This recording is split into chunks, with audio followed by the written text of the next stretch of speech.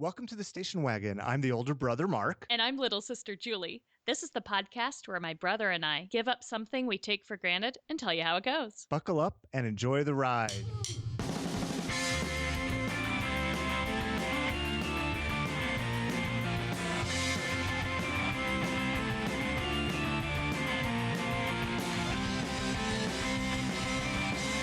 Hey, welcome everybody. Today is Top 40. Oh, wait.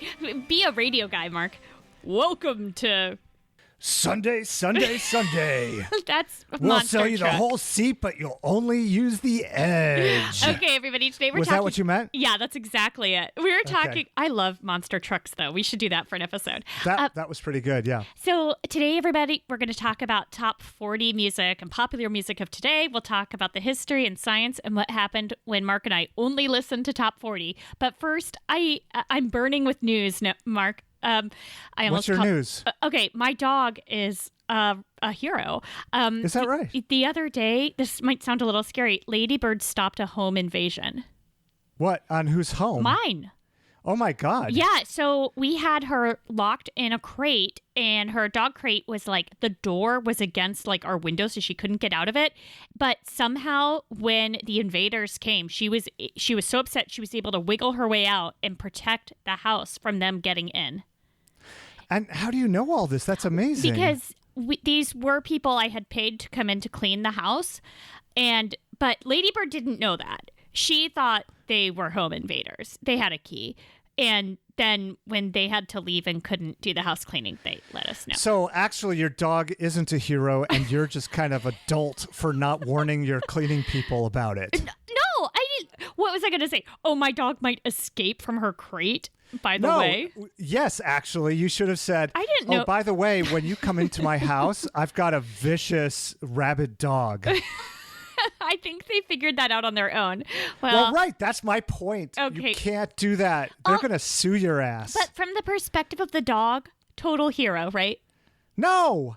And your dog should know the difference between somebody twisting a key in a lock and literally a home invasion. Should sound completely different. Pebbles would know. I don't know that Pebbles would know.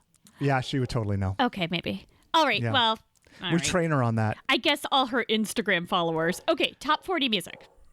Top 40 music. Julie, thank you for sharing that lame story. I was impressed. I mean, do you have another story? Maybe one about your dog pooping that would be better than that. No, it's not better. But okay, so our other dog, Scout, our dogs are they have special needs. Our other dog, Scout, who you might be able to hear in the background, is such a scared dog. He doesn't like going on walks. And he's never actually even pooped on a walk until last week. The whole family, we took him on a walk and he pooped on that walk while my daughter was holding the leash. And then today, same thing. And so we are calling it the season of poop, and we might have a little party to celebrate. Wow, a poop party? Well, we did that for both kids when they started pooping regularly in the toilet. Oh my God. So, awesome. Do you remember that? We had like brown balloons and stuff. No, I don't think I was invited to that one. Probably not. Okay, so are we going to start with a quiz and then history and then science? Well, yeah. So we'll start with a quiz and then history, science, and talk about the specifics to our challenge. Yes. So here's your quiz. You ready? Yeah. All right. So 3 quiz questions, multiple choice as usual. What was the first year-end top 100 single back in 1958? Was it Tequila by the Champs, Rockin' Robin by Bobby Day, or Volare by Domenica Modugno? Rockin' Robin. No, it was Volare, number 1. Is that Volare? That's exactly right. That's the a good combined song. sales of all the versions exceeded 22 million copies worldwide, making it one of the most popular Eurovision songs of all time. Wow. Impressive. Yeah, right? Yeah, can you sing any more of it than that? Nope. Me either. My 14-year-old and I were just listening to it today to try to get a sense of what it sounded like. Aww. So many versions of that. Okay, number 2. In what decade did Casey Kasem start his show American Top 40? 60s. It was actually 1970s. Oh. It was from 1970 until his retirement in 2009. What an incredible guy he was. What a run. Now, Julie, for extra credit... Shaggy. Very good. Is that what you were going to ask? Yes. So the question was going to be, maybe you should just form it. Let's do it this way. Tell me in the form of a question what I was going to ask you. What famous cartoon character did Casey Kasem play? Very good. Shaggy from Scooby-Doo. Good job. He also played a ton of other ancillary characters in Scooby-Doo. Where are you? Yes. What? Now, Julie, you are an expert on Scooby-Doo. I like you to have think so. That podcast called what? Meddling Kids Podcast, which now the fabulous Kaylee Osborne and Chris Osborne are hosting. Now that I'm back in graduate school, they have taken it on and they're doing great things with it. Meddling Kids awesome. Podcast. The Meddling Kids podcast. So why did he want to do that voice? I thought you were going to say, why did Chris want to take on that podcast? No. Of course, it's a wonderful piece of American nostalgia to be part of that podcast. Well, I don't know what you mean by why did he? Because it's fun. Is this a quiz question? No, I'm just curious. Like, what about Casey Kasem and like his job and what he was? I mean, he was a DJ. He was doing this TV show. Well, why did he want to also be the voice of Shaggy? Well, okay, so keep in mind, there's a lot of money in doing voiceover work. Oh, is there? Yeah, I mean, even a lot of podcasters and voice actors also do voiceover. Wait. Gyne-Lotrimin, I'm looking for sponsors. How was that? That was good. That was right? pretty good. That was pretty good. Okay. He did it from 1969 to 1997, and then again from 2002 to 2009, and I think he's died in 2009. Yeah, he passed away relatively recently. Right. Wow. So third question, you ready? Yeah. All right. What album has been on the Billboard's top 200 the longest? You ready? Okay, Dark Side of the Moon by Pink Floyd, Fiona Apple's When the Pawn, or the soundtrack to the West Side Story? Soundtrack to West Side Story. That's right. How did you know that? I was just guessing. I know that the other two are ones that you really like a lot in that... Oh, actually, you know what? You totally missed it. Oh. Sorry. And it was very specific to the question wording. The wording was, what album has been on Billboard's top 200 the longest? Not which spot had the longest reign at number one. So number one was actually the soundtrack for West Side Story. It was number one consecutively for more than a year, 54 weeks. Right? Dark Side of the Moon was in the top 200 charts for 861 weeks, That's 16 awesome. non-consecutive years. What? Yeah, Floyd. Totally. Okay, remind me about wait. Wait, no, my turn. I got one extra credit for you. Okay. All right, go ahead. Okay. You tricked me. Remind me to come back to West Side Story later. All right. For extra credit, tell me what the full title of Fiona Apple's album, When the Pawn. When the pawn is, comma, ending with a preposition. Okay, here goes. Ready? Okay. When the pawn hits the conflicts, he thinks like a king. What he knows throws the blows. When he goes to the fight, and he'll win the whole thing. For he enters the ring, there's nobody to batter. When your mind is your might, so when you go solo, you hold your own hand. And remember that depth is the greatest of heights. And if you know where you stand, then you know where to land. And if you fall, it won't matter, because you'll know that you're right. That's the name of the album? That's the name of the album. All right, yeah. You really messed up that quiz. I'm sorry. Didn't I get one? I think I got one. No, well, you got the extra credit Shaggy. on Shaggy, but you missed. Everything you didn't else. know when he started. Yeah. You got the extra credit. I don't know about kids in school who just shoot for the extra credit because it seems more fun, but that's not a recipe for success, kids. Stay in school. Ho hum. Okay, ready for history? Yes, please. Okay. I'm really excited to see how you approach this. Oh my God, me too. Okay, so history. Okay. In the 1600s in England, some of the first pop music was recorded on what are called broadsides. Oh, yeah. You know what a broadside is? Oh, sure. Oh, what is it? I don't know. Come on, then why'd you... What? Well, I am familiar with the term. I can't describe it to you. You tell me. Okay, a broadside is just a single sheet of paper. One side is printed on. It's usually a pretty cheap piece of paper. And back then, the topics were ballads that were just written down and passed around and purchased. The topics were love, religion, and drinking, essentially. Sounds pretty similar to what we're going to be listening to. Right, exactly. In the 18th and 19th century, pop music focused on the commoditization of sheet music. So imagine like people having in their so-called parlors or whatever, pianos. And so sheet music was getting printed everywhere, and super popular way for people to all gather together and sing songs. right? Very Just the way entertaining. Right. The way you and our parents did. Right. Well, I mean, a little bit. We used to, like, I remember when Hanukkah, I got the, like, Beatles 40 best songs. And, you know, we sat down and, like, played that book lots. Yeah, totally right. No, I was joking, but yes, we did it too. Because we grew up in the 18th, 19th centuries. The first Billboard Hot 100 was in 1958. And so the Hot 100 is for singles that are the most popular, played on the radio and now includes streaming. Another one, Bites the Dust by Queen, hit number 1 in 1980. Yes. Freddie Mercury died in 1991. And Julie, we both love Queen a lot, Yeah. but you had some very intimate experience with Queen and Freddie Mercury and that whole era of when he died. Oh my gosh, Do you mind remember that? Oh, of course. I don't remember all the details of it. Wow. I remember, this is what I tell my kids about it, that you were a rabble raiser at your school full of squares. And when he died, you used it as a moment in time to get everybody to think about diversity and HIV and AIDS awareness, I think. Yeah, Is this at all right? No, that's exactly it. I wrote a song about him and I like played it in the talent show and I like started talking about HIV awareness and all this stuff. And I just showed my kids the other day, a student writer had like written up a page about me in our student newspaper and like, oh, wow. But like the wording, I mean, it's so early 1990s. It's like, why are you interested in homosexuals? You know, and but it was still like a really kind article. Right. Yeah, totally. Yeah, that hit me really hard when he died. Thanks for sharing that with us. Sure. And then when I was in graduate school, back in the day, I studied HIV and AIDS for men who have sex with men and helped develop a system for medication adherence. For what was that last sentence? Medication adherence. So adherence. Yeah, back in the day, like taking the HIV meds, there were like 20 different pills you had to take in like a very certain order. It was really, really difficult. And so people wouldn't stick with the regimen and then they become resistant to the meds. So, okay. Yep. Cool. That's awesome work, Julie. Thanks. Thanks, Freddie Mercury, for all the great music. Absolutely. Have you seen the movie yet? No, not yet.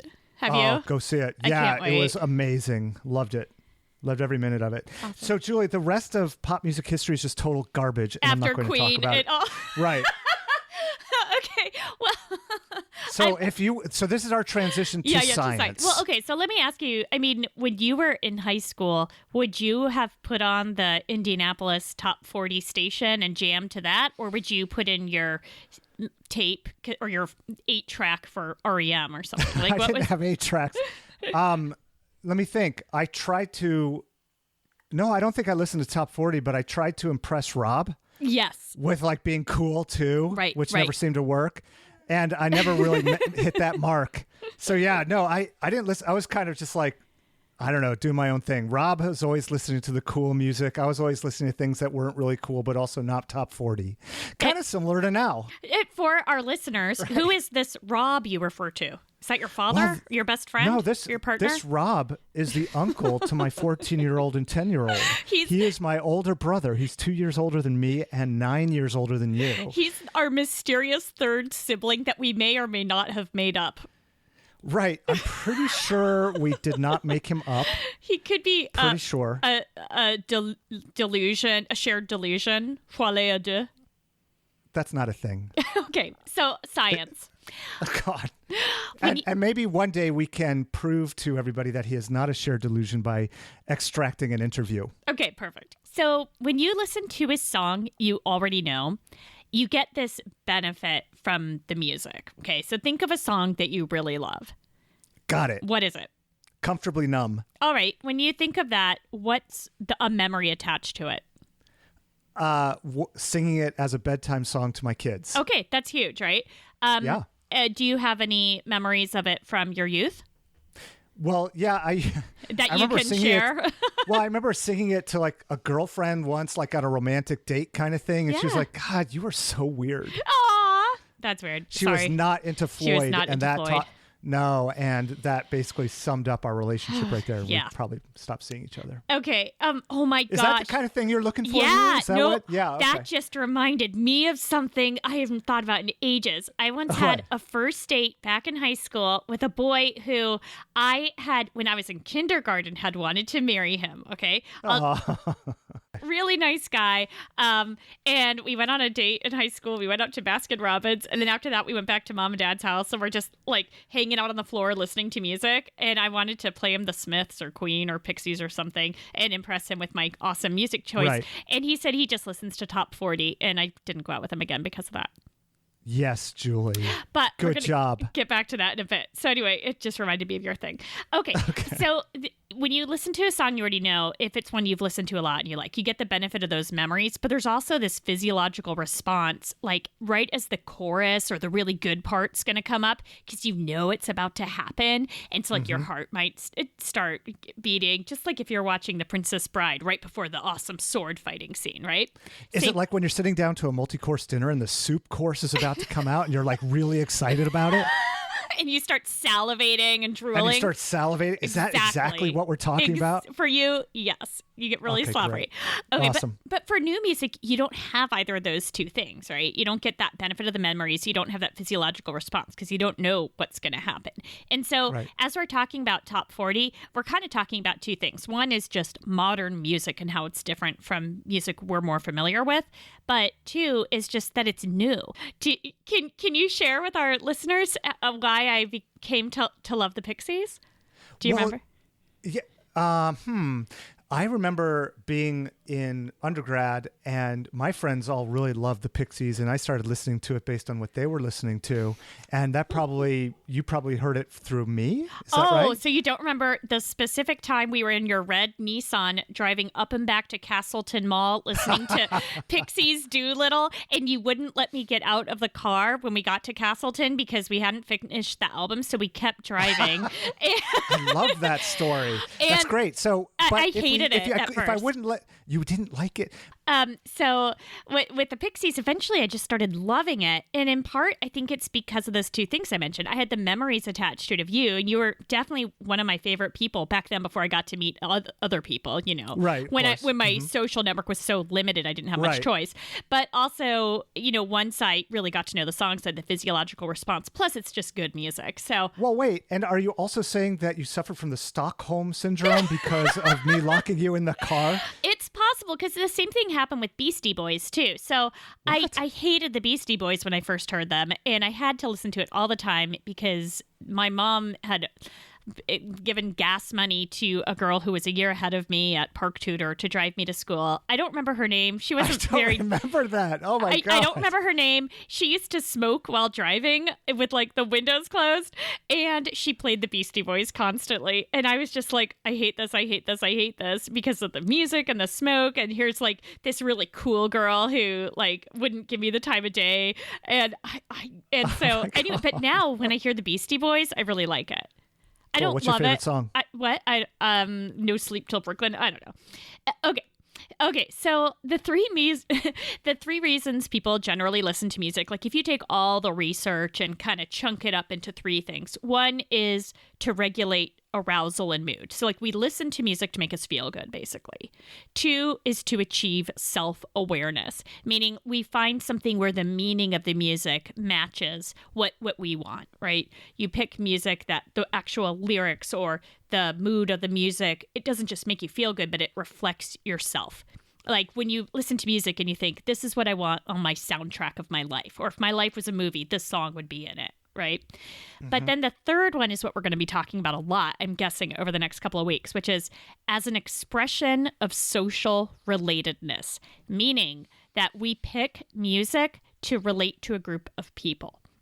So people who maybe want to be part of like the masses might specifically listen to top 40 because that's who they want to be relating to. If all your friends listen to R&B, you're probably going to listen to R&B so that you can be associating with them and relating to that. Same with you and I the just Pixies. want to say, I just got to interrupt you. Yeah. If all your friends are heathens, take it slow. I was sipping coffee while you said that. I should have held off. So, but I think both you and me, we both avoided top 40 music because that was not our social group. Right. I mean, it's not like it's anti-conformism, right? Not non-conformism. Like, I remember being in middle school when New Kids on the Block was out, and I deliberately hated it. That's funny. So I don't think, I was the middle child, so I don't think I ever like intentionally rebelled or hated anything like that. Like, you and Rob would be at polar ends of a spectrum because it's older and youngest.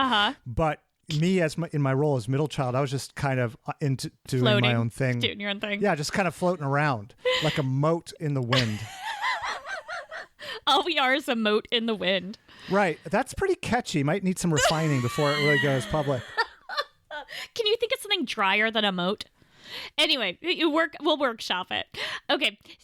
So we tend to stop adding to our musical preference around age 30. So if you think about like the music you like in general, people around age 30, that's kind of when they stop. And some people it's a lot younger, some people it's older. But it's what I like about what we're going to do, which we'll get back to in a bit, is because we're going to be listening to stuff and we'll gain that awareness of it, we'll be listening to the same music over and over. I'm wondering if it will add to like this set of music that we like, which I'm just calling our musical preference set. I made that term up. I'm sure there's a better sciencey term. And the reason it's important is because of the geriatric and Alzheimer's research. Geriatric means old, like Mark. And Alzheimer's is an unfortunately common disorder with dementia. But of course, there's also just age-related dementia. And there's a wealth of research out there where with geriatric patients with dementia, patients with Alzheimer's, where as part of the mood regulation, they play music from their musical preference set or from the time period from their youth, that time before age 30. And it tends to work really well. So what are we going to do? What are we doing? Yeah, tell us what we're doing on this thing. Well, on this grand voyage. Okay, so for the next couple of weeks, and listeners, don't worry, we'll be back in a couple of minutes for you, but we're going to just listen to top 40 music, or I guess not specifically like the top 40 tracks, right? We're going to listen to like today's hits.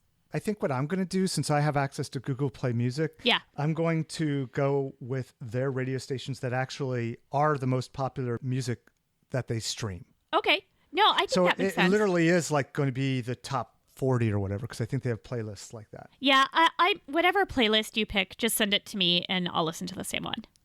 All right, sounds good. So are there any like big questions or concerns that you have going into this? Working out, because when I lift weights, I can listen to anything. But when I'm running, I specifically listen to fast, positive, happy music. And some of it's old, some of it's new, but it's specifically because it has a high beats per minute and nothing that like makes me cry or anything. So I don't know how I'm going to run with this stuff. Oh, interesting. Yeah, what I'm about just you? worried. Yeah, I'm just concerned that I'm going to be really bored. And commuting, what are we going to do in our cars? Because we listen to podcasts. We got to listen to. Well, I know. I think we got to put it down and listen to music. Oh, okay. I knew you were going to say that, but I still wanted to check. I know. Sometimes it's better not to check and ask for forgiveness after the fact. That's true. Yeah, proceed until apprehended. Okay. All right. Let's go do this thing. Good luck. Bye. Bye. So I am parked at the gym and just sitting in my car crying my eyes out because I just heard Ariana Grande's Thank You Next song for the first time, and it was just incredible and really meaningful and just like, hit right at decades old memories, of course.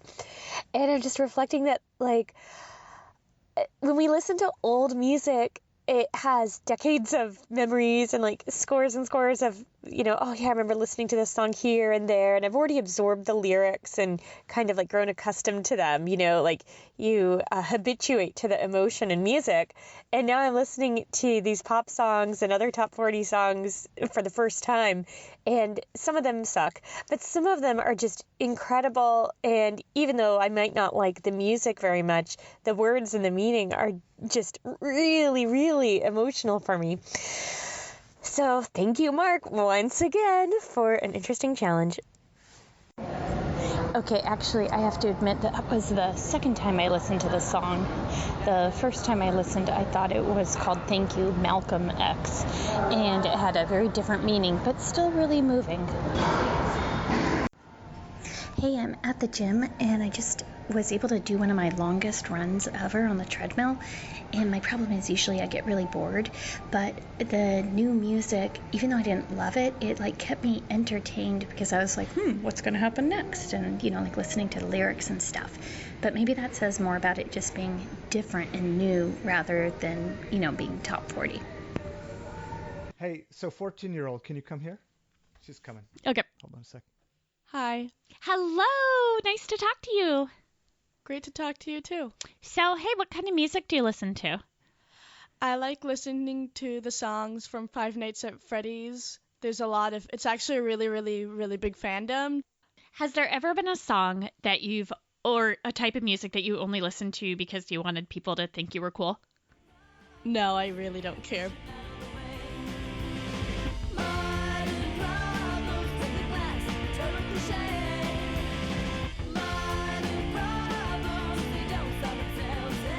Hey, Julie. Welcome back. Hello. Can we stop this now? Oh, God. I was hoping. Yes, please. I think this one hurt you more than me, actually. I think you're right. Okay, so do you want me to go first? Yeah. Or, so I was thinking about what I said in the history section about how I didn't continue on after Queen because the rest of it's garbage. Yeah. And I have validated that opinion. And it's not like the young ones say that I don't understand their music because I don't like it. It's just I don't like it and I don't like it. I don't even care to understand it. But, I mean, the themes. Yes, go ahead. But wasn't it just so similar to pop music from the 80s and 90s? Aside from Maybe. less synthesizer?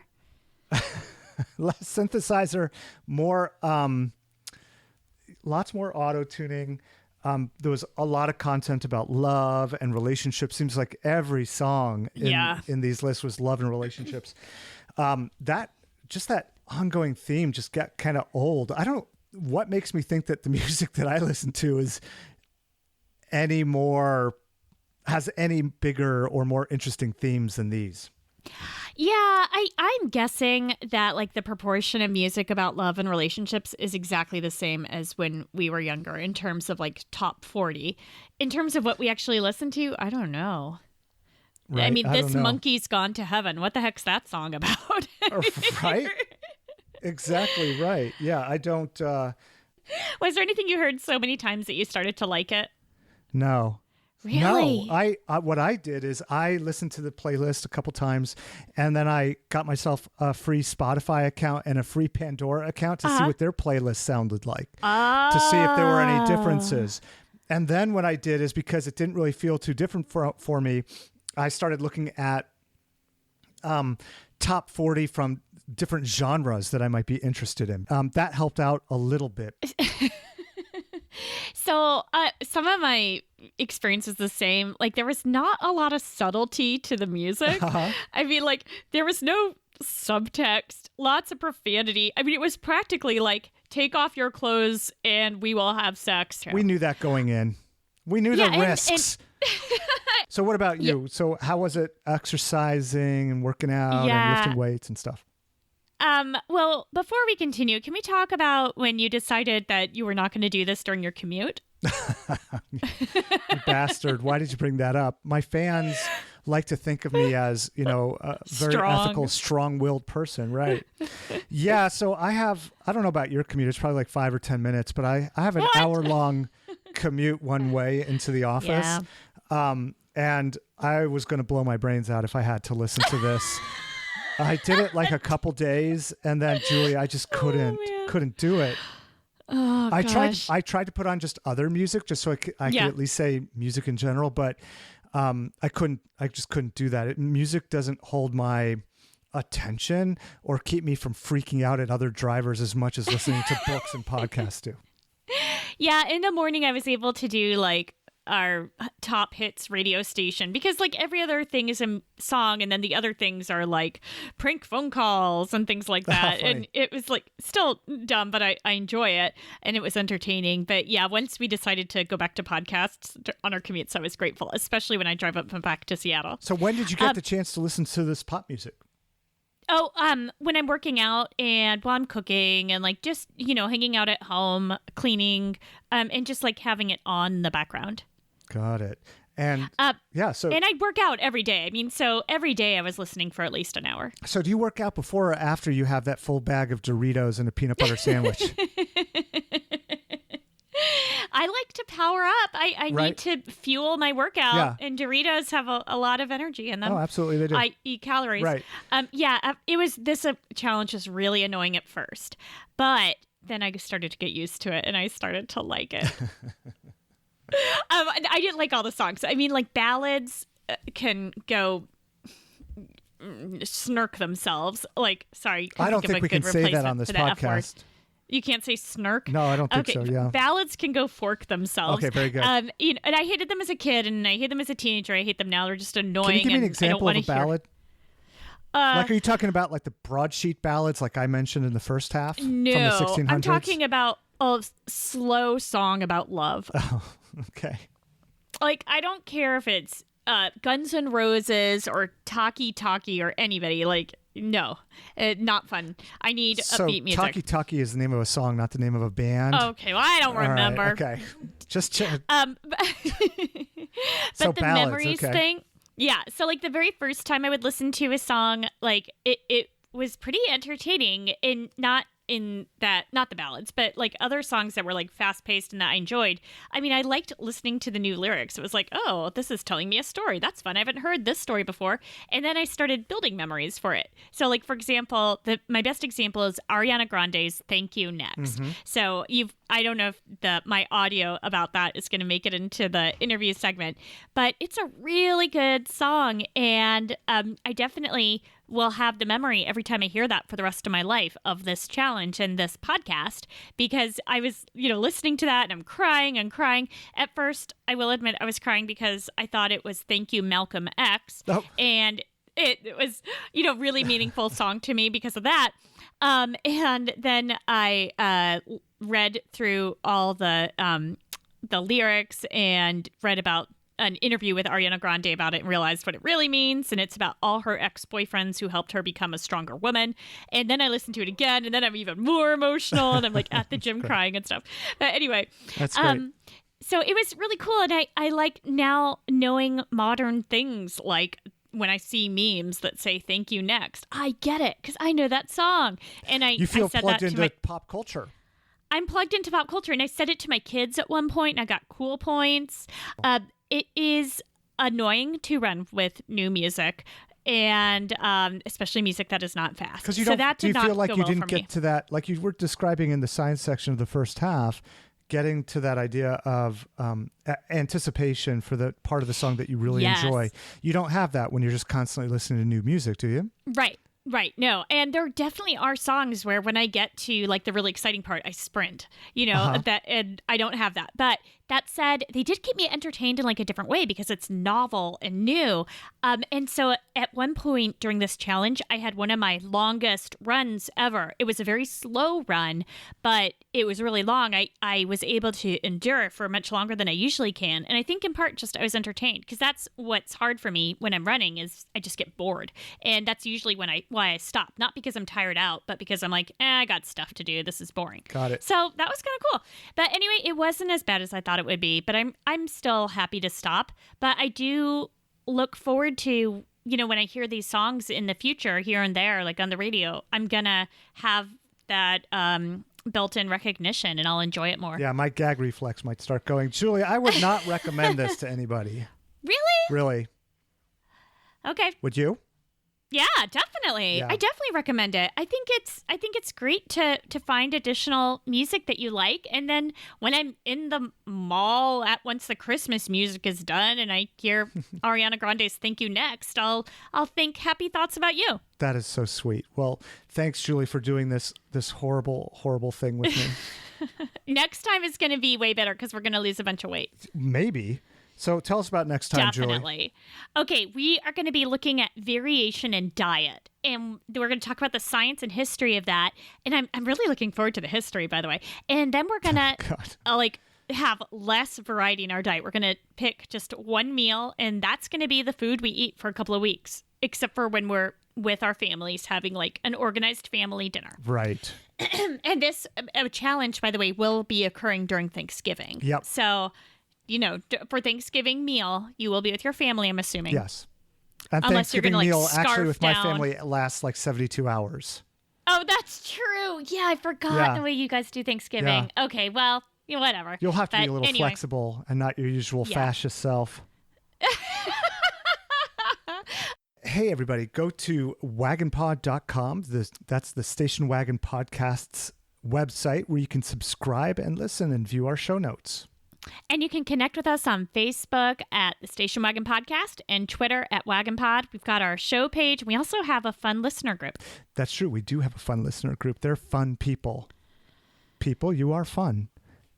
And please give us... Get on with it. Please give us iTunes reviews. Julie, do you have any recent ones to mention? Oh my gosh, we got such a great one. Let me open this really quick. I'll read it to you. You can also, while we're looking up those reviews, you can also email us your suggestions at wagonpodcast@gmail.com. Mm-hmm. And this episode was recorded in Snoqualmie and Olympia and produced at Shiny Object Studios. And all the research was done by Julie and me. Okay, so here's the awesome review we got by Joe X. Gray. Giving up excess calories, an episode from a couple years ago, inspired me to lose weight.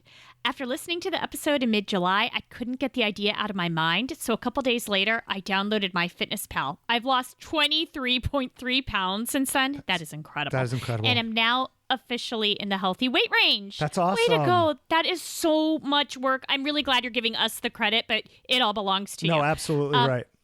That is amazing. I'm really glad hearing our experiences, and especially Mark's in that one was inspiring. So Great. Hopefully we haven't inspired you to just listen to Top 40 now, but that you'll continue to do other things that are actually healthy for you. God. And we want to also, of course, thank the Pleasure Kills for our theme song, Modern Problems. And our families and our kids. What about our dogs? Should we mention our dogs? Sure. Pebbles reached over 8,000 listeners or followers this week. Okay. Thank you, everybody. Thanks, Pebbles. We love you all. And thanks, Pebbles. You're a good girl. Good girl. Okay, Bye, I'll talk to Julie. you soon, Mark. Bye. Bye.